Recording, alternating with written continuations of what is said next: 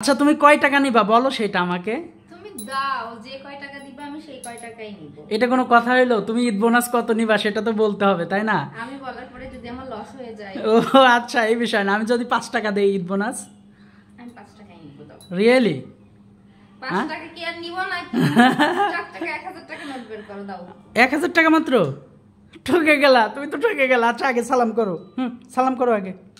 সালাম করো। না না না না না, মাথায় কাপড় দাও। মাথায় কাপড় না দিয়ে কিসের সালাম? হ্যাঁ সালাম করো। হ্যাঁ ফাহিম বাবুকেও দিব। ও দেখো ওর জুতা খুলে ফেলছে। নাও তাড়াতাড়ি সালাম করো। হ্যাঁ এই তো, বেঁচে থাকো বেঁচে থাকো, স্বামীর আদর যত্নে বেঁচে থাকো এবং অনেক বড় হও এবং লক্ষ্মী বউ হও। দেখছো, দোয়া করার আগেই তুমি ঈদ বোনাস দাও, ঈদ বোনাস দাও। কি লাগাইছো তুমি এগুলা? আর ঈদ বোনাস দেওয়ার আগে তো মিষ্টি মুখ করতে হবে, তাই না? হ্যাঁ আগে মিষ্টি মুখ করাও। কি বানাইছো, কি কি বানাইছো দেখি। মাশাআল্লাহ, আমার বউটা আমার জন্য মানে সবকিছু রেডি করে রেখেছে না? এই দেখো। Wow nice. এখানে বসাও। তারপরে হলো কিশমিশ, কাঠবাদাম দিয়ে লাস্টে সামাই করছি, আর চিপস, আর ভারী খাবার হচ্ছে। ও আচ্ছা আচ্ছা আচ্ছা, তাহলে আমাকে আমাকে একটা বার খাওয়াই দিবা, বেশি খাবো না। ইয়া আচ্ছা, এগুলো রান্না করছো ভারী খাবার, কখন করবা? হচ্ছে উঠাই দিছি, খাবা মানে তুমি এখন নামাজে যাবা, নামাজ থেকে আসার পরে খাওয়া দাওয়া শেষে যেখানে আমাদের গরু কাটতেছে আমরা সেখানে যেই গরু কাটা দেখবো। একবারই শেষ, একবার তোমাকে খাওয়াই দিই। একবার তোমাকে খাওয়াই দিই। একবার নিতে হয় না, তুমি আরেকবার নাও। বাবা খাবা তুমি? একবার তুমি খাও। ঠিক আছে, এবার কয় টাকা নিবা বলো? সত্যি সত্যি 5000 টাকা। তো একটু আগে বলছো কয় টাকা? ওয়েট করো ওয়েট করো। এই যেন দেখো তো কয় টাকা। 1000।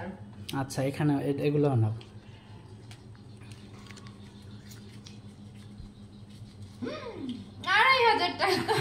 খুশি হয়েছো? আমার কাছে তো টাকা পয়সা সব শেষ, এগুলাই ছিল। আর এটা হচ্ছে আমার আব্বাজানের জন্য, নেন আব্বাজান। বাবু দাও, আমি রেখে দিই। না এই 1 টাকা নিবা না। ওরে কয় টাকা দিছি দেখাও। 1 টাকা জানো নিবা না। 700 টাকা। ও এত ছোট কি 700? ওরে দাও ওরে দাও ওরে দাও, ওর দরকার আছে দাও।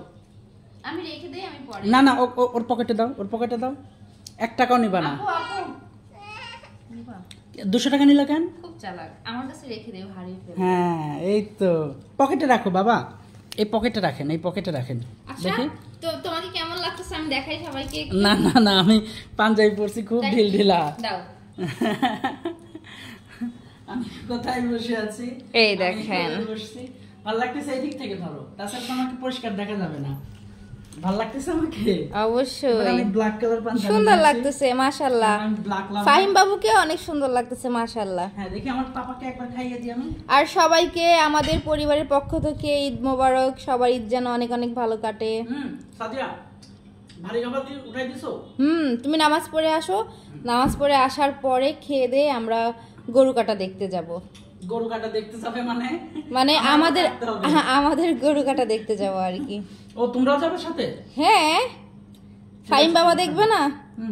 সেটা অবশ্যই। ও তো জীবনে ফার্স্ট টাইম দেখতেছে ওর বাবার নিজের টাকা দিয়ে। হ্যাঁ আরেকটা বিষয়, আপনাদের সাথে বিষয়টা আমাদের একটু মিস্টেক হয়েছে।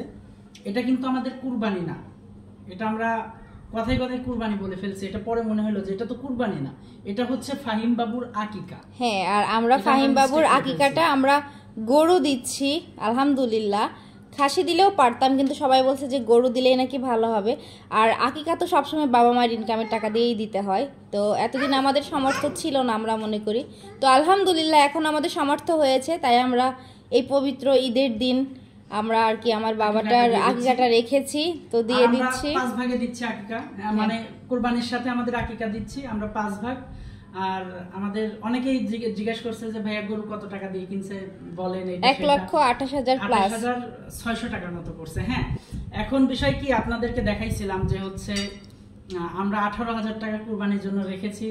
মানে বাজেট বাড়তে আমরা কুরবানি দিতে চেয়েছিলাম, হ্যাঁ, কিন্তু পরে ভাবলাম যে বাচ্চার আকিকা এখনো আমাদের দেওয়া হয় নাই, সেটা আমরা ফরজ আদায় না করে কুরবানি কেমনে দেই? তাহলে তো আমাদের কুরবানি জায়েজ হবে না। হুজুরের পারমিশনই নেওয়ার পরে আমরা আমাদের মত চেঞ্জ করার পরে আর কি আমরা আমাদের বাবাটার কথা ভেবে জানের সাদগা হিসাবে আমরা কুরবানি আকিকাটা দিচ্ছি। তো সবাই আমার বাবার জন্য দোয়া করবেন, আল্লাহ যেন নেক হায়াত দারাজ করে আমার বাবার। হ্যাঁ এটাই, মানে কুরবানি দিতে দিচ্ছ তো এইজন্য মনে হচ্ছে কুরবানি। হ্যাঁ কুরবানি চলে আসতেছে। আচ্ছা তো এখন বিষয় কি, আমাদের বাজেটটা কিন্তু ছিল 18, তারপরে হলো 21, মানে প্রথমে ছিলাম 7 ভাগ, তারপরে হলো 6 ভাগ, এখন 5 ভাগ। আমাদের প্রায় 25,000 সামথিং, 25,500 টাকা করে ভাগ পড়ে গেছে। তো যাই হোক আলহামদুলিল্লাহ। তো ইনশাআল্লাহ সামনে বছর একটা আস্ত গরু কুরবানি দিব, সবাই দোয়া করবেন। এই বছর বাবারটা শেষ করি, সামনে বছর কুরবানি দিব, আর তখন সবাইকে আমাদের বাসায় দাওয়াত করে খাওয়াবো ইনশাআল্লাহ। ইনশাআল্লাহ অবশ্যই। তো আজকের ভিডিওটা এই পর্যন্তই, সবাই ভালো থাকবেন আর সবাইকে ঈদ মোবারক।